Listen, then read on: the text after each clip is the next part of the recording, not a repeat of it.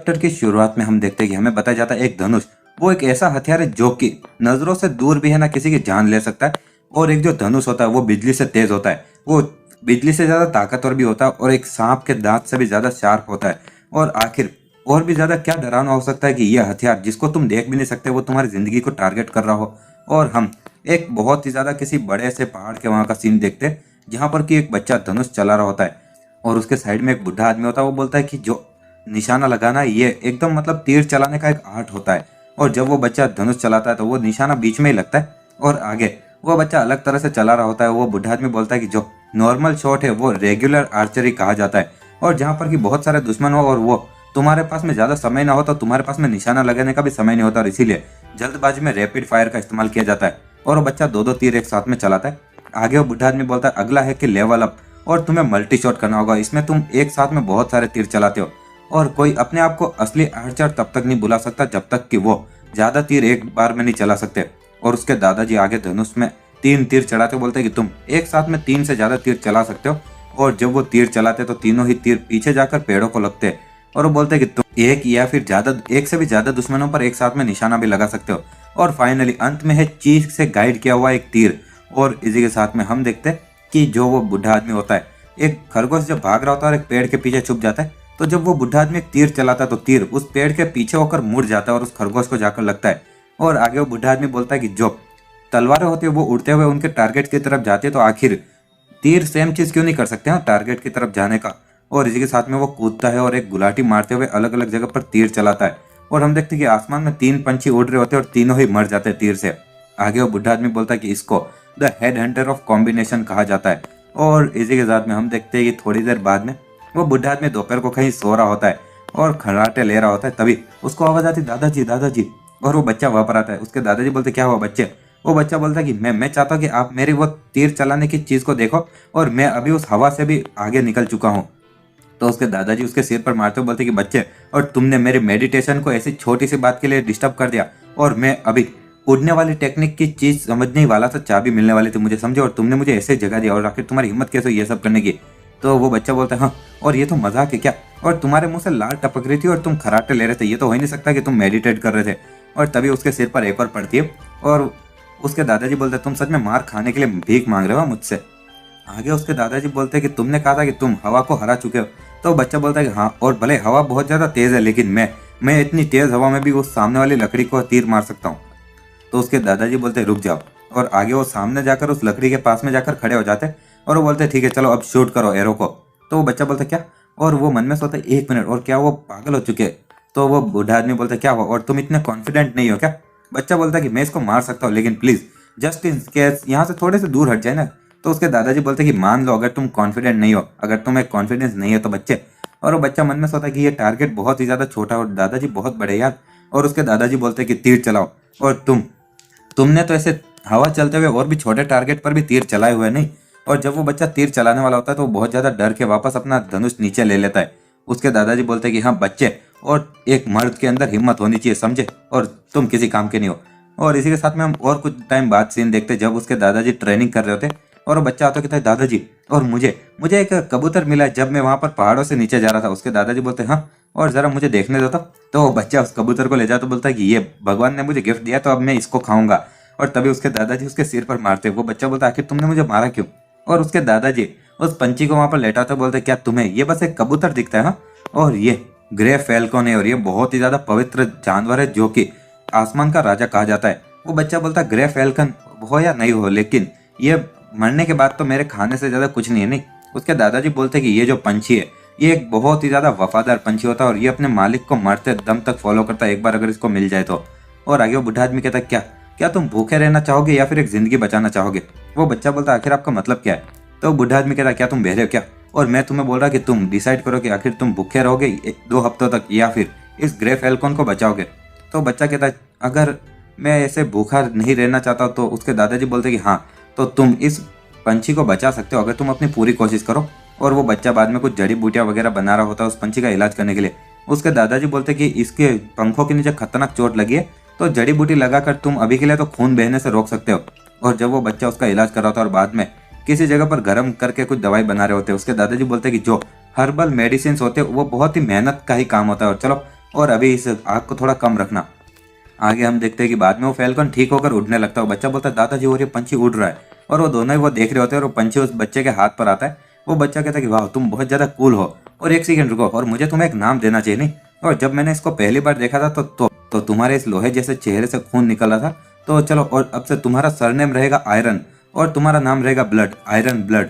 और कैसा लगा? और अच्छा नाम है राइट? और वो पंछी भी अलग ही चेहरा बनाता है। आगे हम देखते हैं कि कोई बोलता है कि तुम्हारी जो तीर अंदाजी वो काफी ज्यादा अच्छी हो चुकी, तो चलो और आज से हम एक अलग टेक्निक की प्रैक्टिस करेंगे। और आगे वो बच्चा बोलता है कि ओह, तो कोई अलग टेक्निक कौन सी? उसके दादाजी बोलते हैं कि वुल्फ स्टेप्स, और ये एक मूवमेंट टेक्निक है जो कि हमारे परिवार में आगे कई जनरेशन से चलती आ रही है। और जैसा कि नाम से पता चल रहा होगा, और ये एक मूवमेंट टेक्निक है जो कि वुल्फ से इंस्पायर होकर बनी है। वो बच्चा कहता है क्या? और सच में इतनी ज्यादा अलग अलग टाइप की मूवमेंट टेक्निक होती है क्या? उसके दादाजी बोलते हैं कि हाँ, और एक डिफेंसिव क्लाउड स्टेप भी है जो कि मुडेंग फैक्शन इस्तेमाल करता है, और एक ऑफेंसिव फ्रोस्ट बाय स्टेप भी है जो कि एमी फैक्शन इस्तेमाल करता है। और ध्यान से, और इसी के साथ में उसके दादाजी अपनी जगह से कूदते हैं और उसके एकदम पास में आ जाते हैं। और वो बोलते क्या तुमने देखा? और मैं ये और कुछ बार करूंगा तो ध्यान से देखना। और उसके दादाजी इधर उधर कूदने लगते हैं। वो बच्चा वो देखते हो मन में सोचता क्या, और वो चाहते कि मैं इसको मास्टर करूं। और आखिर किस तरह की टेक्निक है? दिखने से तो वो बस इधर उधर कूदते हुए एक मेंढक जैसा ही दिख रहे। और उसके दादाजी बोलते वेल ये इनक्रेडिबल है राइट? वो बच्चा बोलता है कि हाँ हाँ। और वो मन में सोचता है अगर मैं कुछ और कहूंगा तो वो गुस्सा हो जाएंगे और मुझे भूखा रहेंगे नहीं। और तभी उसके दादाजी उसको देखते और कहते लगता है कि तुम अभी तक ठीक से समझ नहीं पा रहे कि ये टेक्निक कितनी अच्छी है, चलो मैं तुम्हें दिखाता हूँ। और एकदम से वो बोलते कि अब ध्यान से देखना। और वो बच्चा कहता हाँ बिल्कुल ठीक है देख रहा हूँ। और तभी उसके दादाजी अपनी जगह से कूदते और उस बच्चे को कुछ महसूस होता है, और उसको ऐसा लग रहा होता है कि एक भेड़िया ही उसकी तरफ आ गया हो, और वो अपनी पैंट में सूसू कर देता है। उसके दादाजी बोलते कि हाँ, और इतना ज्यादा घमंडी एक्ट मत करो अगर तुम इतने ही कायर हो तो, और चलो और होश में आओ तुम बच्चे।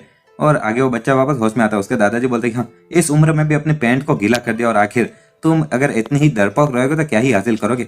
और वो बच्चा कहता आखिर वो क्या था? उसके दादाजी बोलते तो अब तुम ये चीज सीखना चाहते हो? वो बच्चा बोलता है कि हाँ। उसके दादाजी बोलते कि जो वुल्फ स्टेप है वो बस एक वुल्फ के मतलब कि भेड़िए के इधर उधर जाने की मूवमेंट्स को कॉपी नहीं करते, लेकिन सच में उसके सारे बर्ताव को भी। और जब जो भेड़िए होते वो शिकार करते हैं तो वो अपने दुश्मन के जो जिंदा रहने का जोश वगैरह उसको ही खत्म कर देते हमला करने से पहले ही। और वो इतनी खतरनाक ब्लड लस्ट निकालते जैसा कि तुमने अभी भी महसूस किया था। और ब्लड लस्ट से जो दुश्मन होता है वो एक पल के लिए चौंक कर वहीं पर रुक जाता है, और बाद में जो भेड़िया होता है वुल्फ वो सीधा जाकर उसको एक बार में मार डालता है किलिंग बाइट से ही। और जब मैंने अभी अभी ये थोड़ी सी ब्लड लस्ट दिखाई तो तुम कुछ नहीं कर पा रहे थे, और अगर ये एक असली लड़ाई होती तो तुम ऑलरेडी मर चुके होते। और वो बच्चा कुछ बोल नहीं पा रहा था। और इसी के साथ हमारे कैरेक्टर के दादाजी बोलते कि आखिर तुम्हें क्या लगता है कि जब हम दोनों एक दूसरे के सामने खड़े थे तो मैं तुमसे कितनी दूर था? तो बच्चा बोलता है कुछ 30 फीट के आसपास। और वो सोचता है 1 मिनट रुको, और मैं पहले इसका मजाक उड़ा था क्योंकि ये एक मेंढक जैसे दिख रहे थे, लेकिन फिर भी इतना लंबा डिस्टेंस एक बार में। और उसके दादाजी बोलते कि जो वुल्फ स्टेप है वो डिफेंस के लिए इस्तेमाल करना चाहिए, ना कि हमला करने के लिए। तो वो बच्चा बोलता क्या? तो उसके दादाजी बोलते हैं कि तुम्हें इस मूवमेंट टेक्निक की हमला करने के लिए इस्तेमाल करने की जरूरत नहीं है। वो बच्चा कहता है तो बस भागने के लिए। तो उसके दादाजी कहते हैं तुम बेवकूफ, और आखिर तुम कौन सा हथियार इस्तेमाल करते हो? तो बच्चा बोलता है एक धनुष। तो उसके दादाजी बोलते हैं तो आखिर तुम एक धनुष लेकर दुश्मन के पास में जाकर क्या ही करोगे? और क्या तुम अपने धनुष से उनको मारोगे या फिर अपना तीर लेकर उनके पेट में घुसाओगे? और वो बच्चा कुछ बोल नहीं पाता है। आगे उसके दादाजी बोलते हैं कि धनुष एक लंबी रेंज वाला हथियार है, और जैसा तुमने पहले देखा था, और वुल्फ स्टेप वो तुम्हारी दूरी और तुम्हारे टारगेट के बीच की दूरी को बहुत बड़ा भी कर सकता है और छोटा भी। और ये सेम चीज तुम कर सकते हो, और अगर तुम अपने दुश्मन के ब्लड लस्ट दिखाते हो उसका पीछा करोगे तो वो डर जाएंगे राइट? वो सामने वाला बच्चा बोलता है कि हाँ। तो उसके दादाजी बोलते हैं कि वुल्फ स्टेप वो एक बहुत ही ज्यादा इफेक्टिव टेक्निक है जो कि हमला करने और सेफ डिस्टेंस बनाए रखने के लिए एकदम सुरक्षित है। और क्या तुम चाहते हो मैं तुम्हें वापस दिखाऊं? वो बच्चा बोलता है हाँ ठीक है। और आगे उसके दादाजी बोलते हैं कि जो मुडांग फैक्शन और कुनलुन फैक्शन है वो लोग लगातार बेस्ट दौड़ने वाली टेक्निक के कंपटीशन में लगे। और आखिर बोलना मुश्किल है कि मुडांग का क्लाउड क्लाइंबिंग टेक्निक या फिर कुनलुन की ड्रैगन ग्लाइड ज्यादा बेहतर है। तो वो बच्चा बोलता है आखिर हमारे वुल्फ स्टेप से कंपेयर करो तो क्या होगा? तो उसके दादाजी उसको मारते बोलते कि तुम बेवकूफ बच्चे, और तुम्हारी हिम्मत कैसे हुई हमारी इकलौती वुल्फ स्टेप को उन घटिया टेक्निक से कंपेयर करने की, तुम बच्चे। तो वो बच्चा मन में सोचा आखिर मुझे कैसे पता होगा यार, उसने तो अभी बस सिखाना शुरू ही तो किया। उसके दादाजी बोलते चलो और देख कर ही तुम्हें किसी चीज पर यकीन होना चाहिए, और मैं तुम्हें अब मेरा स्टेप दिखाऊंगा तो एकदम अपने दिमाग में इसको बता लेना। और इसी के साथ में उसके दादाजी इधर उधर कूदने लगते, चलने फिरने लगते, और वो टेक्निक दिखाए जा रहे होते। वो बच्चा मन में सोता हर एक बार जब वो कदम लेता है तो उसके फुट स्टेप्स यहाँ पर जमीन पर रह रहे, और कुछ 180 स्टेप और सभी अलग अलग दिशा में। और उसके दादाजी बोलते हैं कि ये सारे जो फुट स्टेप है ये इस तरह से अरेंज किए गए कि ये एक डायरेक्शन और सीक्वेंस में होंगे जो कि तुम वुल्फ स्टेप के द्वारा इस्तेमाल कर सकते हो। और वो बच्चा आगे जाते बोलता सबसे पहले आगे, फिर पीछे और फिर लेफ्ट, और आगे बोलता है इसके बाद में अगला क्या था। और तभी उसके दादाजी बोलते तुम बेकार बच्चे, और मैंने तुम्हें बस अपने फुट स्टेप को फॉलो करने के लिए कहा, तो तुम इतना स्ट्रगल क्यों कर रहे हो। तो बच्चा मन में सोचता कि हाँ, और राइट की तरफ 3 बार, एक बार लेफ्ट, 3 इधर, और अचानक से वो नीचे गिरने लगता है। और उसके दादाजी बोलते हे भगवान, और क्या तुम्हें चलना भी आता है क्या, और आखिर तुम ऐसे नीचे कैसे गिर गए। और वो बच्चा शाम तक ट्रेनिंग कर रहा होता है। उसके दादाजी बोलते मैं आराम करने जा रहा हूँ, और तुम्हें कोई खाना नहीं मिलने वाला जब तक कि तुम इसको पूरा नहीं कर सकते, समझे, तो प्रैक्टिस करो। और वो बच्चा रात को भी प्रैक्टिस किए जा रहा होता है। उसके दादाजी मन में सोचते कि ये पागल बच्चा, ये सो भी नहीं रहा। और हम देखते कि वो बच्चा प्रैक्टिस किए जा रहा होता है, और कुछ टाइम बाद में उसके दादाजी एक जगह सो रहे होते हैं, और वो बच्चा बोलता मैंने कर दिया। और उसके दादाजी बोलते तुम्हें एक पूरा हफ्ता लग गया एक बार करने में ये, और मुझे सच में मेरी खुद की जिंदगी पर दया आती, तुम्हारे जैसा एक बेवकूफ को सिखा रहा हूँ मैं। और आगे वो बोलते क्या हो, थक गया और इतने से ही। और वो उसके दादाजी मन में सोचते इनक्रेडिबल। और यहाँ तक कि उसके पिताजी, जिसको एक जीनियस कहा जाता था, उसको भी 1 महीना लगा था, और मुझे 1.5 महीना लगा, लेकिन उसने ये बस 1 हफ्ते में कर दिखाया। आगे उसके दादाजी बोलते तुम्हारे जो अंदर की ची है उसको तुम्हारी बॉडी में एकदम अच्छे से फ्लो होना चाहिए, लेकिन जरा तुम्हें देखो, तुम इतनी आसानी से थके जा रहे हो। तो वो बच्चा बोलता सॉरी। आगे उसके दादाजी बोलते कि भले तुम सबसे बेस्ट मेंटल कल्टीवेशन के तरीके को भी मास्टर कर लो, लेकिन ये तुम्हारे हार्ट सूत्र होता है जो कि एकदम अच्छे से तुम्हें याद रखना चाहिए। वो बच्चा बोलता है हार्ट सूत्र विजुअलाइजेशन वो क्या है। तो उसके दादाजी सोचते उप्स, और वो बोलते कि असल में सच बात यह है कि ये वो टेक्निक है जो कि मैं तुम्हें बचपन से सिखा रहा हूँ, और एक खाली धर्म को अटेंड करने के लिए तुम्हें अपने हार्ट सूत्र को विजुअलाइज करना पड़ता है पहले। वो बच्चा कहता ओह, और लगता है कि मेरे लिए थोड़ा मुश्किल होगा क्योंकि मेरे अंदर की चीप बहुत ज्यादा कमजोर है। तो उसके दादाजी हंसते हुए बोलते कि ऐसा इसलिए क्योंकि मैंने तुम्हारे अंदर की चीप पर लिमिट लगाई हुई है। और वो अपना मुंह बंद करते हुए कहते कि अरे नहीं नहीं। और आगे वो बच्चा कहता क्या कहा ने आपने मेरे अंदर की चीप पर लिमिट लगाई। तो उसके दादाजी बोलते नहीं, मेरा मतलब कि जब जब तुम 10वें लेवल के हार्ट सूत्र को अटेंड कर लोगे तो तुम बहुत ज्यादा ची को प्रोड्यूस कर पाओगे, लेकिन उसके पहले नहीं। और जो तुम्हारी असली ताकत है वो 10वें लेवल के बाद में तुम्हें दिखेगी, और तुम अभी बहुत ही ज्यादा कम स्किल वाले हो, तो ज्यादा चिंता मत करो। वो बच्चा कहता ऐसी बात है। और उसके दादाजी मन में सोते अरे यार बहुत ज्यादा अभी पकड़ा जाता मैं। और आगे वो सोचते कि वो 8वें लेवल पर इतनी जल्दी पहुंच गया तो जो लिमिटेशन है वो जल्दी रिलीज हो जाएगी, और मुझे अभी तक आज रात तक उस पर नजर रखनी चाहिए। और वो बच्चा अभी भी प्रैक्टिस किए जा रहा होता है। आगे हम एक नदी का सीन देखते हैं जहाँ पर कि वो उस बच्चे के हाथों और सिर के ऊपर एक पत्थर वगैरह होते हैं, और ऊपर वो उसका बाल उड़े जा रहा होता है। उसके दादाजी बोलते मैंने तुम्हें कहा ना एक जगह पर टिके रहो, और क्योंकि अगर तुम्हारा बैलेंस अगर बेकार रहा तो तुम्हें खाने को नहीं मिलेगा।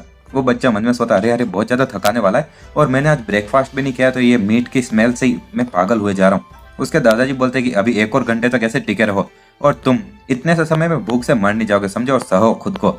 और आगे वो बोलते कि इस ट्रेनिंग का जो मकसद है वो ये है कि तुम अभी तक जितनी भी चीजें सीखे हो वो सब कुछ सॉलिडिफाई हो जाए, और तुम्हारी ची का फ्लो भी अच्छा हो जाए, और तुम्हें इस मूवमेंट टेक्निक का इस्तेमाल करना होगा, और साथ में बाहर जो वो बड़ा सा पत्थर दिख रहा है उसके ऊपर तक पहुंचना होगा, भले कितनी है लंबा समय लग जाए।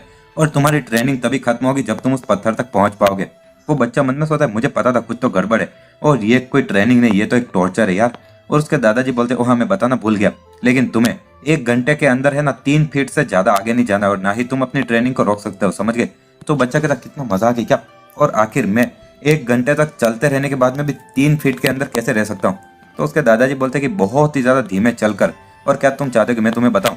और इसी के साथ में उसके दादाजी भी एक जगह पर खड़े हो जाते हो पत्थर वगैरह लेकर, और वो बहुत धीरे धीरे एक कदम रखते, और वो बच्चा वो देखते सोचता ना मुमकिन, और उसने 1 कदम रखने में इतना लंबा समय लगाया। और आगे उसके दादाजी बोलते ओए, और जो तुम्हारे ऊपर के पत्थर है वो हिल रहे, और अगर पत्थर गिरे तो तुम्हें शुरू से शुरू करना होगा। तो वो बच्चा थोड़ा डगमगाने लगता है और नीचे गिर जाता है, और वो बाहर निकलता और कहता है कि यहाँ का जो पानी का प्रेशर बहुत ज्यादा ताकतवर है।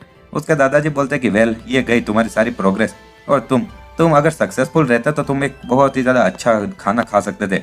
और वो बच्चे को अभी भी सुगंध आई जा रही होती है, और वापस प्रैक्टिस पे लग जाता है। और हम देखते हैं कि शाम, रात और दिन, वापस सुबह हो जाती है, और वो ऐसे ट्रेनिंग किए जा रहा होता है, और वो चिल्लाता है कि दादाजी मैंने कर लिया। और इसी के साथ में हम देखते हैं कि सर्दियाँ आ जाती है, और उसके दादाजी बोलते हैं कि तुम यहाँ पर अपने वुल्फ स्टेप को इस्तेमाल करने का ट्राई करो।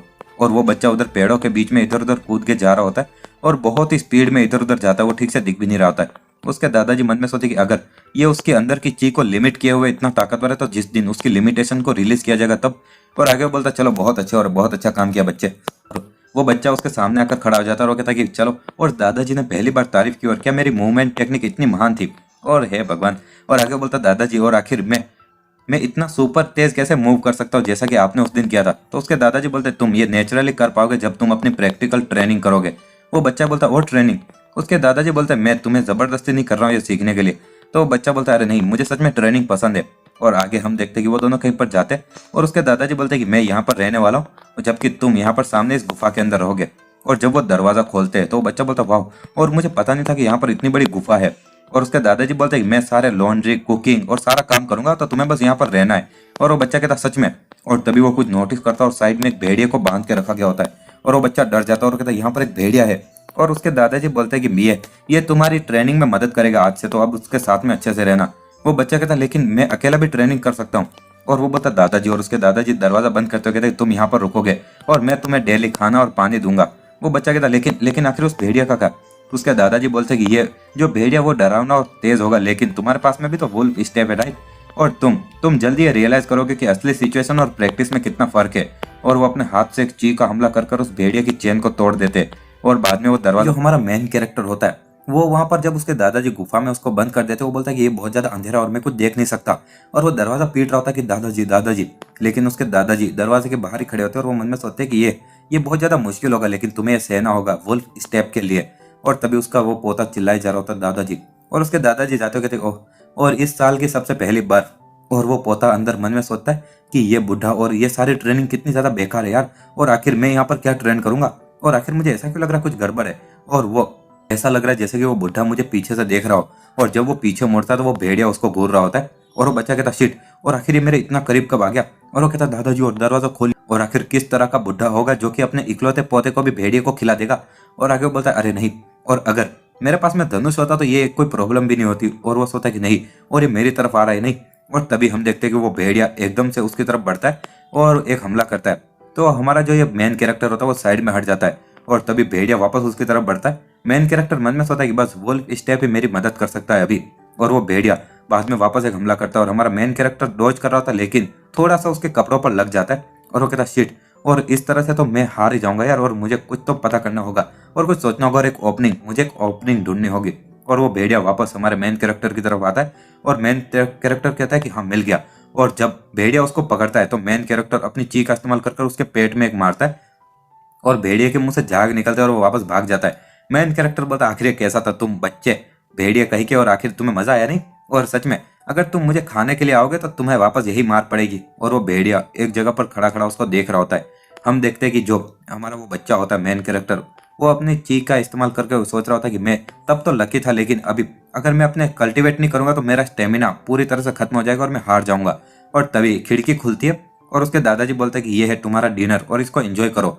और तभी एक किसी पत्ते के ढेर में कुछ खाना आता है, लेकिन वो भेड़िया तुरंत आकर उस खाने को खाने लग जाता है।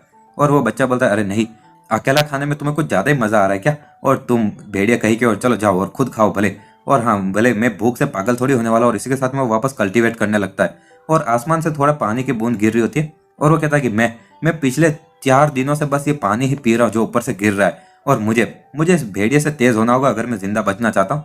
और वो कहता नहीं यार, और अगर मैं सो जाऊंगा तो भी वो मुझे खा ले जाएगा, और इसलिए मैं सो भी नहीं पा रहा हूँ। और अचानक से उसको नींद आने लगती, लेकिन वो भेड़िया एकदम से उसको देखता है, और जब वो एकदम से हमारे मेन कैरेक्टर पर हमला करता है तो मेन कैरेक्टर अपनी जगह से साइड में हो जाता है, और वो कहता है कि हाँ, और तुम्हें लगा था कि मैं अभी सो रहा था नहीं। और वो भेड़िया उसको गुस्से में देखने लगता है। तभी हम देखते हैं कि खिड़की खुलती है और वापस कुछ खाना आता है, और इस बार हमारा मेन कैरेक्टर वो खाना ले लेता है और कहता है कि हाँ, और इस बार समय आ चुका है कि तुम भूखे रहो, समझे। और उसके दादाजी मन में सोचते चलो बहुत अच्छे, और उसने इस बार ये कर दिया। आगे हम देखते हैं कि जो वो बच्चा होता है उसने इस भेड़िया को पूरी तरह से बांध के रखा होता है, और कहता है आज मुझे अच्छी नींद आई यार। और वो भेड़िया कुछ कर ही नहीं पा रहा होता है, और तभी दरवाजा खुलता है और उसके दादाजी वहां पर आते हैं और कहते हैं कि हाँ, और अपने दादाजी को हेलो बोलो तुम बच्चे। तो और आगे वो बच्चा बोलता है कि आखिर किस तरह का दादाजी होगा जो कि अपने इकलौते पोते को भी अब भेड़िया की गुफा में छोड़ देगा। हाँ, और सीरियसली उसके दादाजी बोलते बच्चे ये सब कुछ तुम्हारी ट्रेनिंग का हिस्सा है। वो बच्चा बोलता है कि अगर मैं उतना अच्छा नहीं होता जितना मैं हूँ तो मैं ऑलरेडी इस वुल्फ का खाना बन चुका होता। उसके दादाजी बोलते तुम बेवकूफ, और मुझे पता था कि तुम सक्सेसफुल होने के काबिल हो, और ये फैक्ट कि तुम अभी तक जिंदा हो और ये तुम्हारी ट्रेनिंग का ही नतीजा नहीं। और वो बच्चा कहता है भले कुछ भी हो, लेकिन ट्रेनिंग अब खत्म हो चुकी है और मैं अब जा सकता हूँ राइट। तो उसके दादाजी बोलते कि खत्म, और ये तो बस अभी भी शुरू हुई है। वो बच्चा कहता क्या, और आगे वो बच्चा कहता लेकिन अब मैं इस जैसी चीज से कुछ डरता नहीं, और ये मेरे लेवल के करीब भी नहीं है वो भेड़िया। तो उसके दादाजी बोलते हाँ, और तुम अभी अपनी उम्र के हिसाब से थोड़े ही काबिल बने, और तुम ऑलरेडी इतने घमंडी बन चुके हो। और इसी के साथ में उसके दादाजी बोलते तुमने वुल्फ स्टेप को मास्टर कर लिया, लेकिन तुमने अभी बस ची को ही मास्टर किया, ना कि फिजिक को। और जो फिजिक है वो बैटल ची एक सामने वाले के दुश्मन के लड़ने की इच्छा को ही खत्म कर देती है, जैसा कि मैंने तुम्हें पहले दिखाया था। और तुम उस चीज को कल्टीवेट करोगे, वो भी वो भेड़ियों के साथ में जीते हुए, समझे। और तुम्हें अभी तक डर की असली वैल्यू का पता नहीं है, नहीं, और असली डर तुमने आज तक देखा ही नहीं है। और तुम्हें वो बैटल चीज तभी मिलेगी जब तुम उस सभी डर को सहोगे और उससे आगे निकल पाओगे। और क्या तुम समझ सकते हो आखिर में क्या बोल रहा हूँ? तो बच्चा बोलता है कि हाँ। और आगे उसके दादाजी बोलते हैं कि चलो, और अब तुम काफी ज्यादा पहले से बेहतर हो चुके हो, तो तुम अभी उन नौजवान भेड़ियों को तो हैंडल कर ही सकोगे, नहीं? वो बच्चा कहता है कि हाँ। उसके दादाजी कहते हैं कि जो भेड़ियों के नंबर्स होंगे वो हर एक दिन बढ़ते जाएंगे, एक एक, और वो भी अगले 100 दिनों तक। और वो बच्चा थोड़ा डर जाता है। आगे उसके दादाजी कहते हैं कि मैं तुम्हें कुछ खाना वगैरह भी नहीं दूंगा, और तुम्हें खुद से खाना पाना होगा इस भेड़ियों की गुफा में ही, वरना जो भेड़िए है वो कुछ भी करेंगे तुम्हें खाने के लिए, समझे। और वो बच्चा कहता क्या? तो या तो मैं मरूंगा या फिर वो भेड़िए मरेंगे। उसके दादाजी एक चाकू देते हुए कहते ये रखो। और वो बच्चा वो चाकू देखता है, और उसके दादाजी बोलते कि चलो और अब एंटर करो। और एक बच्चा, और सामने एक भेड़िया भी होता है। वो बच्चा वो देखते हुए मन में सोचता है कि ये जो भेड़िया है वो अभी तो मुझे कुछ दुश्मनी और गुस्सा नहीं दिखा रहा है, और मैं उससे डरा हुआ नहीं हूँ, लेकिन मैं रिलैक्स भी नहीं कर सकता। और हम देखते कि इसी के साथ में वहां पर अब 4 भेड़िए हो जाते। वो बच्चा मन में सोचता है कि आज चौथा दिन है, और ये भूखे भेड़िए, इनकी जो आंखें एकदम लाल हो चुकी है, और मेरा जो थकान है वो भी अब भूख से ज्यादा अभी उसको सहना मुश्किल होता जा रहा है। और मुझे सहना होगा, क्योंकि जिस पल में थोड़ा सा भी अगर गलत सोया या फिर कुछ भी मिस किया तो मैं इन भेड़ियों का खाना बन जाऊंगा। और हम देखते कि 3 भेड़िए गुस्सा होकर देख रहे होते हैं, और बच्चा बोलता है कि आ जाओ अगर तुम्हारी हिम्मत हो तो। और वो तीनों ही कहीं पर जाते और एक चौथे भेड़िए को खाने लगते हैं। और बच्चा मन में सोचता कि जो वो तीनों थे उन्होंने सबसे कमजोर भेड़िए पर हमला किया, और इसी के साथ में वो भी गुस्से में उस तरफ बढ़ रहा होता है। और वो सोचता है कि तो ये जो मेरे दादाजी बोल रहे थे यही है क्या, वो बैटल चीफ। और इसी के साथ में वो कहते हैं कि चलो और मुझे भी थोड़ा वो खाने दो। और एक भेड़िया उसकी तरफ बढ़ता है और उसके हाथ पर काटता है। बच्चा बोलता है ये कुछ ज्यादा तेज था यार, और इसी के साथ में वो अपना चाकू मारता है, लेकिन भेड़िया डॉज कर लेता है, और तीनों भेड़ियों ने उसको घेर लिया होता है। और तभी एक और उसकी तरफ बढ़ता है और कूदता है। वो बच्चा सोचता है अरे यार, और ये जो भेड़िया ये इनक्रेडिबली तेज है। और इसी के साथ में वो चाकू से एक के गर्दन में मारता है और कहता है कि अब तुम गए। और हम देखते हैं कि एक भेड़िया मर चुका होता है। वो बच्चा कहता है कि हाँ, और चलो आओ, और तुम भी अगर मरना चाहते हो तो मेरी तरफ बढ़ो। लेकिन दूसरे 2 भेड़िए उसको देखते हुए वहां से चले जाते हैं। और वो बच्चा कहता है कि फ्यू, और बच गए यार। और इसी के साथ में वो उस भेड़िए को खाने लगता है ऐसे ही कच्चा, और बाद में वो उल्टी भी करता है। तो कहता है ये बहुत ज्यादा घटिया, इसमें से बदबू आ रही, लेकिन मुझे जिंदा रहने के लिए कुछ तो खाना ही होगा। और हम देखते हैं कि वो भेड़िए उसको देखे जा रहे होते हैं, और इसी के साथ में वापस 4 हो जाते हैं। वो बच्चा कहता है क्योंकि हर एक दिन मैं एक भेड़िए को मारता हूँ, तो हमेशा जो भेड़ियों के नंबर है वो 4 ही रहते हैं, और जो मरे हुए भेड़िए वो या तो मैं खा जाता हूँ या फिर दूसरे जो बचे हुए भेड़िए होते हैं वो खा जाते हैं। और बस एक ही समय में रिलैक्स कर सकता हूँ, वो है तब जब ये भेड़िए खा रहे होते हैं या फिर आराम कर रहे होते हैं। और मैंने अभी टोटल मिला के कुछ 90 के आसपास भेड़ियों को मार दिया है, और मैं अभी इतना जिंदा बच चुका हूं, और मेरी जो वुल्फ स्टेप के बारे में प्रोफिनेंसी है वो भी बढ़ चुकी है। और सबसे बड़ी जो मेरी अचीवमेंट है वो है कि एक्सट्रीम स्पीड। और एकदम से एक भेड़िया जो शिकार को खा रहा होता है, तो वो बच्चा उसके पास में पहुंचकर उसकी गर्दन काट देता है। और मन में सोचता है कि अगर मैं एकदम फुल स्पीड में उन भेड़ियों के पास में पहुंचूं तो वो डर के मारे एक बार के लिए हिल नहीं पाते। और आगे हम देखते हैं कि अभी भेड़िए 5 हो चुके होते हैं। वो बच्चा बोलता है कि अब ये जो 5 भेड़िए है यही वो है जो सबसे ज्यादा इतने समय तक जिंदा बचे हैं। और खास करके वो लाल आंखों वाला भेड़िया जो कि इधर जैसे ही इस गुफा में आया तो इन सबका लीडर बन गया। और ये मेरी जीत तभी होगी जब मैं सबसे तेज और सबसे खतरनाक भेड़िए को मार दूं। और ये हमेशा अपने जो चमचे होते हैं, मतलब कि छोटे वाले भेड़िए, उनको पहले हमला करने के लिए भेजता है। और हम देखते हैं कि सारे भेड़िए मेन कैरेक्टर की तरफ बढ़ते हैं, और मेन कैरेक्टर कहता नहीं तुम मुझे नहीं मार सकते। और तभी एक जो मेन भेड़िया होता है वो उसकी तरफ बढ़ता है, और मेन कैरेक्टर के ऊपर गिर जाता है और उसके हाथ को काटने लगता है। और इसी के सामने वाला भेड़िया होता है वो हमारे मेन कैरेक्टर के ऊपर कूदता है और उसके हाथ को काट लेता है। और हमारा मेन कैरेक्टर साइड से चाकू से उसको मारे जा रहा होता है, और तभी वो भेड़िया उसको छोड़ता है और उसके पैर को काटने लगता है। और मेन कैरेक्टर उसके सिर पर एक मारता है चाकू से, और इसी के साथ में वो साइड में मुड़ता है तो 2 भेड़िए और बचे होते हैं। और मेन कैरेक्टर बहुत ही ज्यादा खतरनाक ब्लड लस्ट निकाल रहा होता है, तो वो भेड़िए भी थोड़े चौंक जाते हैं। और मेन कैरेक्टर मन में सोचता है तुम ताकतवर तो थे, लेकिन मैं ज्यादा ताकतवर। और इसी के साथ में वो ऊपर से कूदता है और उन दोनों ही भेड़ियों के बीच में एक मारता है और उन दोनों को भी मार डालता है। और वो हाफ रहा होता है और कहता है चलो और क्या ये अब खत्म हुआ। और तभी आगे उसको बाहर से आवाज आती सो मून, और तुम ठीक तो हो ना, और आखिर तुम इतने शांत क्यों? और हमें बताया जाता मेन कैरेक्टर का नाम सो मून होता है। और बाहर से उसके दादाजी बोल रहे होते हैं कि अगर तुम जिंदा हो तो जवाब दो। और सो मून बोलता है कि अरे नहीं ये बुढ़ा, और उसको यहाँ पर इतने भेड़ियों को लाना ही नहीं चाहिए था ना, अगर उसको मेरी इतनी ही चिंता हो रही थी तो। और सोमन बोलता है दादाजी और दरवाजा खोल दीजिए। और जब उसके दादाजी दरवाजा खोलते तो वो रोते